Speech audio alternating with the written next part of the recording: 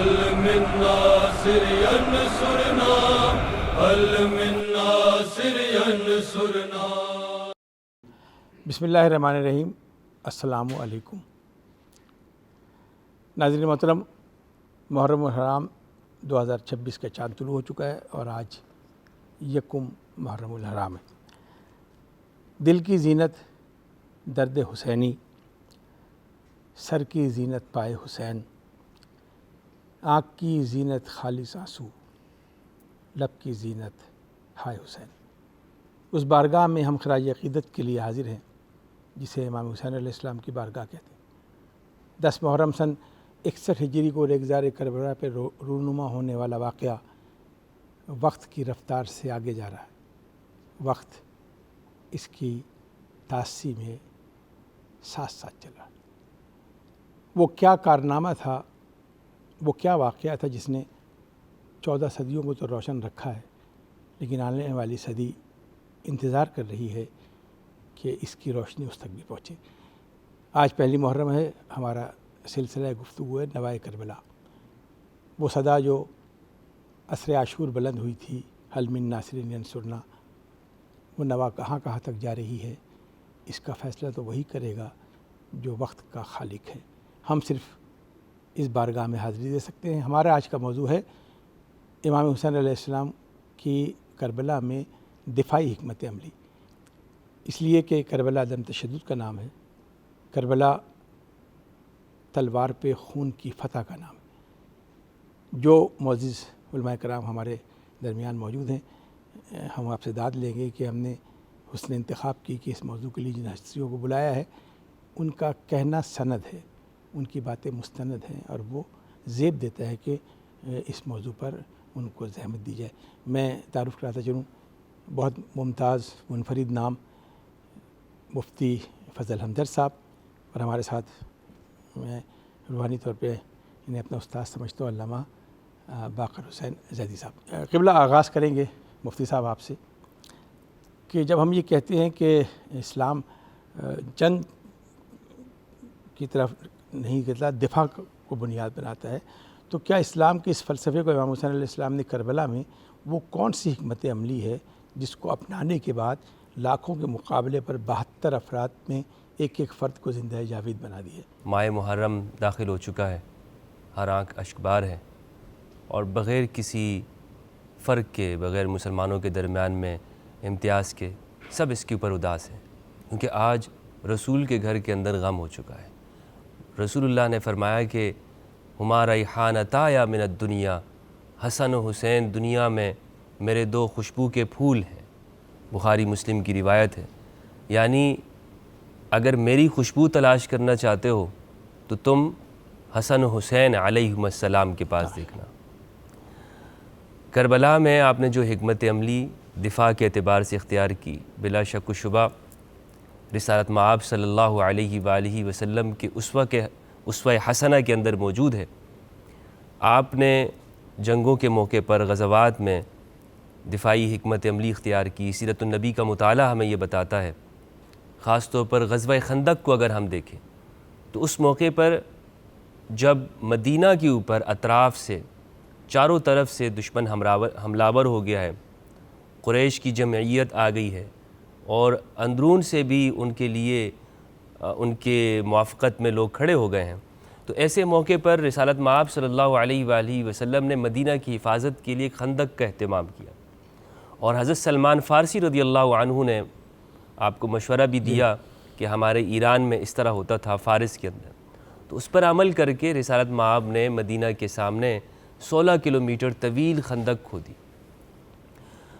اسی طرح سیدنا امام حسین علیہ السلام نے دفاعی حکمت عملی کربلا کے میدان میں بھی اختیار کی، اور مدینہ سے مکہ روانگی، اور پھر مکہ سے کوفہ کی جانب جو روانگی ہے، یہ بھی ایک دفاعی حکمت عملی کے اندر شامل ہے. یعنی آپ دیکھیں کہ امام حسین علیہ السلام نے جو رستہ اختیار کیا ہے وہ سیدھا دمشق کی طرف جانے کے بجائے کوفہ کی طرف جا رہا ہے. یہ ایک حکمت عملی ہے. یہ بتانا مقصود تھا کہ ہم کسی حکومت کے خلاف نہیں ہیں، یعنی یہ بتانا مقصود تھا کہ ہمارا مقصد جنگ نہیں ہے. ہم اس وقت میں کسی جنگ کے ارادے سے تخت کے ساتھ ٹکراؤ کے لیے نہیں جا رہے ہیں. مجھے خطوط آئے ہیں اور مجھے ایک امام کے ہونے کے اعتبار سے جو مجھ پہ فریضہ ہے کہ میں ان کا جواب دوں. میں اپنے والد گرامی کے شہر کوفہ جا رہا ہوں اور پھر آپ اپنے کنبے کو لے کر وہاں اس جانب روانہ ہوئے. تو یہ حکمت عملی آپ نے اختیار کی کہ جس سے جنگ سے جناب مسلم بن عقیل کو کوفہ بھیجنا یہ بھی سبحان اللہ حکمت عملی میں شمار. جی حکمت عملی میں شمار ہوتا ہے. میں قبلہ آپ کی طرف آؤں گا. قبلہ اردو زبان کا میں استعمال کرنا چاہوں گا. جنگ تو اس میں کہتے ہیں جس میں لڑائی ہو. ہماری عزاداری کی تہذیب میں اسے مارکہ حق و باطل کہتے ہیں, جنگ کربلا نہیں کہتے. تو جنگ تو مقابلے پہ ہوتی ہے, دونوں طرف افراد ہوں. 72 افراد کو لاکھوں کے مقابلے پہ لاکھ کر قیامت تک کے لیے امر کر دینا, یہ وہ کون سی دفاعی حکمت عملی ہے جو امام معصوم نے. تاریخ کے جھرونکوں میں اگر آپ جھانک کر دیکھیں تو آپ کو آغاز سفر کے اوپر نگاہ رکھنا ہوگی. یعنی جب ملک شام کے اندر ایک حکومت قائم ہوئی اور اس نے تمام امت مسلمہ کے اوپر حکمرانی کا دعویٰ کیا, لیکن وہ اس پر مہر تصدیق ثبت کرانا چاہتا تھا. تو تاریخ کے اندر تو یہ ہے کہ سوال بیعت ہوا, لیکن ضرورت اس امر کی ہے کہ سمجھا جائے کہ بیعت کہتے کسے ہیں. حاکم اپنی خواہشات نفس کے اوپر مہر حق لینا چاہتا تھا. سبحان اللہ. اور حسین ابن علی اس مہر حق کے تنہا وارث تھے, کیونکہ آپ منزل منیت پہ تھے اور منیت کی منزل پہ فائز ہونے کے سبب وہ مہر حق کے تنہا وارث حسین ابن علی تھے. لا کہہ کے حسین نے قدم آگے بڑھایا اور تا صبح قیامت سوال بیعت کو حسین نے لا کی تیغ سے قطع کر دیا. سبحان اللہ. تلوار نہیں, لا کی تیغ سے سوال بیعت کو قطع کر دیا. اور قیامت تک یہ نوشتہ سینہ تاریخ کے اوپر مرتسم کر دیا کہ اگر انسان میں قوت لا قوی ہو گئی تو وہ خواہشات نفس کو قطع کرے گا, اور جہاں خواہشات نفس قطع ہوں وہیں انسان باطل سے کنار کر کے حق سے دامن باندھ لیتا. سورہ مومنون کا 71واں مقام ہے کہ وَلَوِ اتَّبَعَ الْحَقُّ أَهْوَاءَهُمْ لَفَسَدَتِ السَّمَاوَاتُ وَالْأَرْضُ وَمَنْ فِيهِنَّ. اگر حق پیروی خواہش نفس کر لیتا تو آسمانوں اور زمینوں میں جو کچھ بھی ہے وہ سب تباہ و برباد ہو جاتا. جہاں خواہشات نفس ہیں وہاں حق نہیں, اور جہاں حق ہے وہاں خواہشات نفس نہیں. جب تک قوت لا نہیں خواہشات نفس کو قطع نہیں کر سکتا. تو یہ جنگ نہیں, یہ دفاع تھا, مدافعت کی قوت تھی جو تصوبِ قیامت آنے والے آخری انسان میں سید الشہداء نے پیدا کر دی. اور یہی اسلام کا پہلا کلمہ ہے, لا الہ الا اللہ. الہ کو ملت کیا سمجھی ہے؟ بتوں کا انکار. وہ فتح مکہ پہ ٹوٹ گئے. بالکل صحیح, بالکل. اب تو وہ بت تلاش کرنا چاہیے جو اس میں موجود ہے. واہ واہ.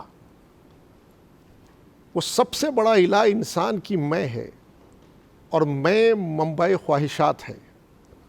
جس میں قوت لا پیدا ہو گئی وہ سر الہ کو قطع کر دے گا, وہ میں کے سر کو قطع کر دے گا. اور جہاں وہ الہ کے سر کو قطع کرے گا وہیں وہ الا اللہ سے ملک ہو جائے گا.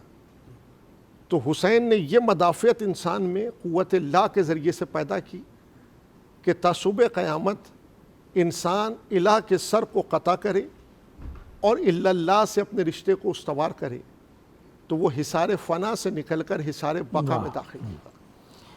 تو یہ دفاعی حکمت عملی یہ ہے کہ حسین ابن علی نے بتایا کہ جنگ موت کا راستہ ہے, دفاع زندگی کا راستہ ہے, بقا کا راستہ ہے. بقا کا راستہ. سرکار ایک تھوڑی سی وضاحت یہاں کر دیجیے گا. واقع کربلا میں جن افراد کا انتخاب کیا گیا, دیکھیے اگر ہم عقیدے کے اعتبار سے بات کریں گے تو ہم ایک منصب امامت کو درمیان میں لائیں گے کہ اللہ کی جانب سے، لیکن اب عام دنیا کے سامنے اگر پیش کریں کہ ایک سالار سپہ سالار نے جن افراد کو منتخب کیا، 72 افراد یا 119 افراد جو ہیں، ان کا انتخاب کے پیچھے کیا حکمت عملی تھی، اور پھر ہر ایک نے اپنا ثابت قدم رہنا ثابت کیا ہے. تو تھوڑی سی میں چاہوں گا کہ اس حسن انتخاب پہ پھر ہم کربلا تک آئیں گے اور پھر جنگی حکمت عملی پر گفتگو کریں گے. دیکھیے، زندگی کا ہر سن و سال سید الشہداء نے منتخب کیا صحیح، تاکہ آنے والے مستقبل کے اندر وہ نظیر بن جائے زندگی کے لیے. اور 72 نفوس جو سید الشہداء نے منتخب کیے، اس میں 90 برس کے سن سے لے کر 6 مہینے کا سن ہے، جی، اور 90 برس کے سن سے 6 ماہ کے سن کے اندر اگر آپ دیکھیں تو ہر فرد اپنے کردار کے اندر تلا ہوا ہے. تو کربلا جو ہے وہ کردار کی جنگ ہے. صحیح، جب تک انسان کے کردار کو جلا نہیں ملے گی اس وقت تک زندگی میں نکھار نہیں آئے گا. زندگی نکھرتی ہے کردار کے ذریعے سے. تو کربلا میں سید الشہداء نے شب عاشور ایک راہ معین کی کہ ہزاروں کے اندر ایک فرد تھا کہ جس میں سوال قائم ہوا، اور جس میں سوال قائم ہوا اس میں تمیز نیک و بد آ گئی، اس میں امتیاز خیر و شر پیدا ہو گیا، وہ حق و باطل کے درمیان تخصیص کر گیا. اس نے ایک قدم بڑھایا حسین کہہ کر، اس نے سر لاکھ کی قوت کو قوی بنا کر میں کے سر کو قطع کیا، الا اللہ سے حیات کو ملک کیا، اور یہ کردار حر کا نمونہ بن گیا کہ جب جس عہد میں یہ سوال قائم ہوا کہ حسین نے جنگ لڑی تھی یا دفاع کیا تھا، وہی اس کو نیک و بد میں تمیز سکھا دیا. فیصلہ کن کردار. بہت خوبصورت گوشت ہے مفتی صاحب. یہ کون سی حکمت عملی، اس کے پیچھے کیا چیز کار فرمایا؟ میں عرض کرتا چلوں کہ امام حسین باوجود اس کے کہ قلیل تعداد کے ہونے کے 72 نفوس قدسیہ آپ کے ساتھ ہیں، لیکن آپ نے دفاعی حکمت عملی کو نہیں چھوڑا. جس طرح رسالت مآب کی جنگوں کے اندر میمنہ، میسرہ اور صدر ہوا کرتا تھا، اسی طرح آپ نے بھی 72 افراد کے اس میں رائٹ ونگ میمنہ باقاعدہ قائم کیا. حبیب ابن مظاہر کو، اپنے جانثار کو اس پہ امیر بنایا، اور لیفٹ ونگ جو ہے آپ نے اس میں قائم کیا جس میں زہیر ابن قین کو رکھا، اور علم بردار غازی عباس جو علی ابن ابی طالب علیہ السلام کے بیٹے ہیں، جناب عباس، ان کو رکھا، کیونکہ علم وہ یہیں پہ چلا آ رہا تھا. تو اس دفاعی حکمت عملی کا جو اثر تھا وہ یہ دیکھنے کو نظر آیا کہ آپ نے خیموں کو بھی ایک ساتھ کر دیا، اور اس کے پیچھے خیموں کے پیچھے آپ نے خندق کھدوا دی، اور اس میں کپڑے وغیرہ وہ جمع کر دیے گئے تاکہ آگ، اور جو حرم ہے، اہل البیت کی خواتین ہیں، وہاں تک وہ یزیدی لشکر نہ پہنچ سکے. اور الحمدللہ یعنی ہوا بھی اس طرح سے کہ وہ براہ راست شروع کے دنوں میں جو ہے وہ نہیں پہنچ سکے، جب تک کہ عباس زندہ تھے، جب تک کہ سید الشہداء موجود تھے. اللہ اکبر. پھر اس منظر کے اندر دیکھیں حضرت کہ یہ دفاعی حکمت عملی جب آپ نے اختیار کی تو آپ ہمیشہ یہ چاہتے رہے کہ جنگ کو اس وقت کو ٹالا جائے، کیونکہ آپ جنگ کرنا نہیں چاہتے تھے. آپ کا مقصد جنگ کرنا، عدم تشدد، کربلا عدم تشدد کا نام. عدم تشدد کا ایک پیغام ہے. دیکھیے، جو جنگ ہوتی ہے اس کی تیاری ہوتی ہے. جی، 28 رجب کو مدینے سے امام حسین روانہ ہو رہے ہیں، دوستوں کو چھوڑ کر بچوں اور عورتوں کو لے کے جا رہے ہیں. جنگ کی تیاری نہیں ہے. جنگ کے لیے اپنے وطن میں رہ کر زیادہ مضبوطی سے جنگ، وطن کو چھوڑ رہے ہیں، غیر مانوس راستے اختیار کر رہے ہیں، حج کو عمرے سے بدل رہے ہیں. اگر ہم حکمت عملی کا جائزہ لیں، میں صرف اتنا جاننا چاہوں گا کہ جتنی تاریخ آپ تک پہنچی ہے، کیا یہ جو بنیادی اصول ہیں اسلام میں کہ ڈٹ جاؤ اور باطل کے مقابلے پہ کھڑو، یہ ہر مذہب نے یہی تعلیم دی، کیا کسی اور مذہب میں یا کسی اور تاریخ میں اس طرح کی جنگ کی کوئی مثال ملتی ہے جو واقع کربلا کی؟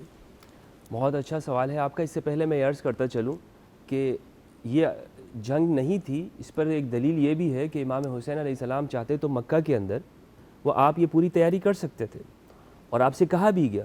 دیکھیں صفین میں امام حسین شامل تھے, امام حسین موجود تھے اس میں, اور بڑا اہم کردار ادا کیا آپ نے صفین کی جنگ کے اندر بھی. جنگ سے واقف تھے کہ جنگ کیسے لڑی جاتی ہے. جی حضرت عباس موجود ہے, محمد حنفیہ موجود یہ سارے صفین میں موجود ہیں.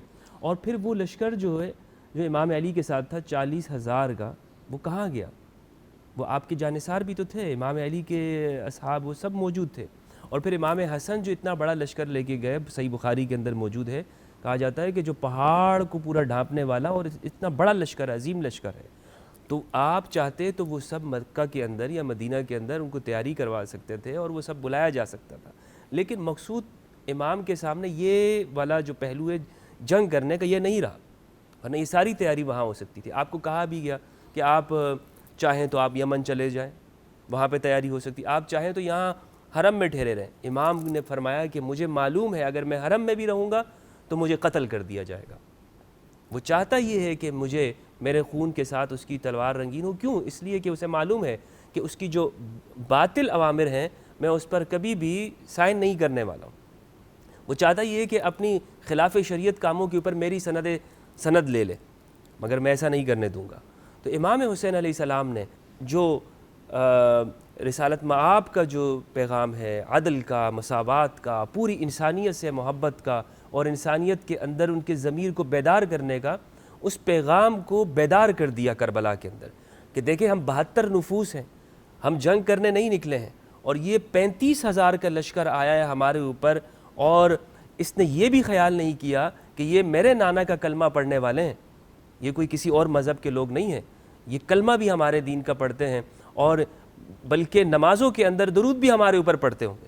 لیکن اس کے باوجود انہوں نے نہ رسول اللہ کی رسالت کا احترام کیا, نہ اسلام کی حرمت کا, نہ صلہ رحمی کا, اور نہ بچوں کا خیال کیا, اور نہ عرب کی غیرت اور حمیت کا. ان سب کے باوجود مسلمان کہلائے, سب کے باوجود مسلمان کہلائے, جی نمازیں پڑھتے رہے. تو یہ دراصل امام حسین نے اس سے ایک آگے بھی ہمارے سامنے واضح کر دیا کہ بظاہر بھی اگر کوئی شخص ظاہر شریعت پہ عمل کرنے والا ہو, لیکن اگر آل محمد کے سامنے آ جائے, اگر وہ رسالت مآب کے خاندان کے سامنے آ جائے, یا عورتوں اور بچوں کے مظلوموں کے اوپر ہاتھ اٹھانے والا ہو, اور وہ تشدد کے ذریعے سے اپنی سوچ کو سوسائٹی کے اوپر مسلط کرنے والا طبقہ ہو, یہ شریعت قبول نہیں ہے, یہ شریعت نہیں ہے. یہ وہ فکر ہے کہ جو بظاہر اس کا نام تو اسلام کا رکھ دیا ہے, لیکن اس کا اسلام سے کوئی تعلق نہیں ہے. یہ یزیدیت ہے, اور حسینیت یہ ہے کہ تم اس راہ کے اندر قربان ہو جاؤ. کہ میں قبلہ کم سے کم تعداد اور کم سے زیادہ تعداد کیا ہے لشکر یزید کی اور امام حسین علیہ السلام کی, جو تاریخ سے بچ کر آپ ہم تک پہنچی؟